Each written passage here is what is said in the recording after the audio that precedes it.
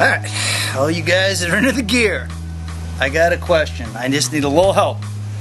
Some of my rods, like this old Star rod I got, love the rod, great action, good eyes, caught a lot of fish on it. But look in here. You see that's moving? So when my clients are reeling in their fish, their reel's moving back and forth. Now I'm sure if I send it back to Star Rod, that they'd fix it for me. But I need a little help. I'd like to know how to fix that myself. I mean, what do I need? A little epoxy, super glue, duct tape? I mean, what? I'd love to put this Star Rod back into use, but for right now, dead in the water. You see that? Dead in the water right there.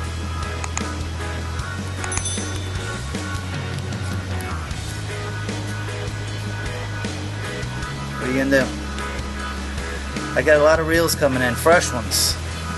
So I'm trying to take these old rods and make them do with the new reels. There's nothing wrong with these rods except for...